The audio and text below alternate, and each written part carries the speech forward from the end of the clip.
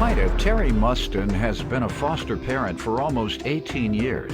And although it's one of the most rewarding jobs, it's also one of the most difficult. Terri says the defendant was one of her foster sons, and she's suing him today for a loan and emotional distress. Defendant James Grice Jr. grew up in an abusive home, and as a result, he ended up in foster care and moved in with Terri's family at the age of 13. James knows he wouldn't be where he is today had it not been for Terri and her family, but says the money Terri's suing for was a gift. Start with you. I've been a foster parent for almost 18 years. We've adopted 11 children. I have a stepdaughter, and I have one that's been in guardianship since she was 15 months old, who's now almost 17. I hope she makes it. Very trying right now. We have raised numerous kids through foster care. It's very rewarding, but it's a very, very hard job. It's not like What's most difficult about it? They're not your children. They've been raised differently.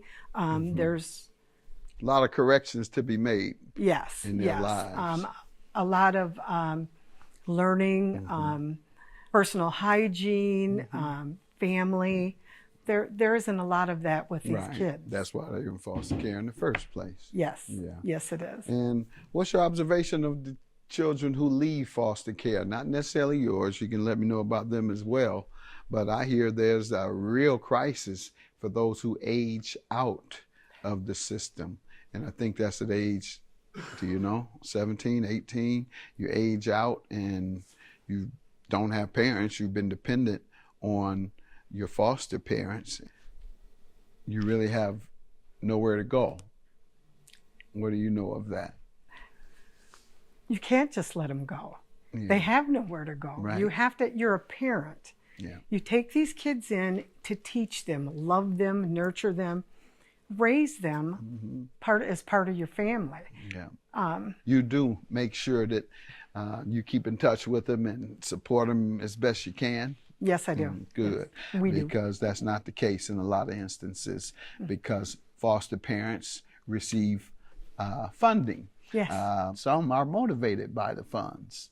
And so when the funds stop, so does their connection to the foster children. Yes. And so I'm glad to hear you have a different value. Yes. And that I would encourage other foster parents, when their children age out, give them a hand. Just keep giving them a hand. They know it's been difficult for them. So continue that help. They're not quite through the rain until the sun comes up. Sun doesn't come up until they're capable of living by themselves.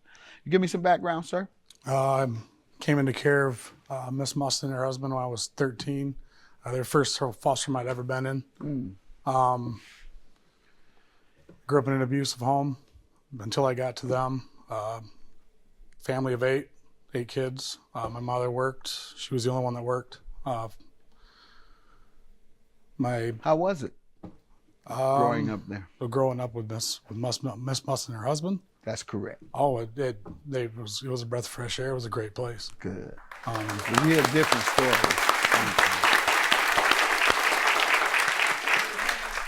All right, what you doing with yourself? You finished high school, did you? Oh yeah, I finished. Okay. She was at my graduation. The whole family was. What'd you do from there? Went on to college. Good. Excellent. I guarantee you this, that I wouldn't have gotten where I have gotten even now without Terri and Jeff and the family. Good. I have a son. I actually married one of her adopted daughters. Wow. Good. And we have a child. She's a great grandmother. She's phenomenal. As a matter of fact, she goes to all of his sports activities and. Mother Teresa. Oh, there you go. Mother Terri. There you go. I'm proud to be able to put you in the spotlight in this manner, so that other foster parents can find out how fulfilling it is to have raised a young man who had been abused. You took in at age 13, you put him on the right track. He went to college. He's very grateful and happy to you. A lot of foster parents, they will change their ways if they know that this is the type of fulfillment. One of the most fulfilling things I get is not from you're laugh, you're funny, you're entertaining. I hear that a lot, but the most fulfilling thing I appreciate is people tell me I make a difference. Mm-hmm. When they say, I learned stuff watching your show. You inspire my son when he watches. I get inspired by the story with you and your mother. Those are the compliments I like. That gives me the fulfillment. Otherwise, I quit. Now, y'all stop telling me I'm making a difference. I'm quitting. I've been on 21 years. What y'all want out of me? But hopefully they're looking, other foster parents, and saying, wow, did you hear how he glowed and talked so glowingly about her? I want to hear that. So, thank you. It's very rewarding, but it's a very, very hard job. It's not like What's most difficult about it? They're not your children. They've been raised differently. There's a lot of corrections to be made. Yes. Plaintiff Terri Mustin is suing her foster son, who claims he left an abusive household to move in with Terri when he was 13. What is the loan you're suing him about? The loan? You're suing him about a loan. What happened? I've helped him monetarily forever. Mm-hmm.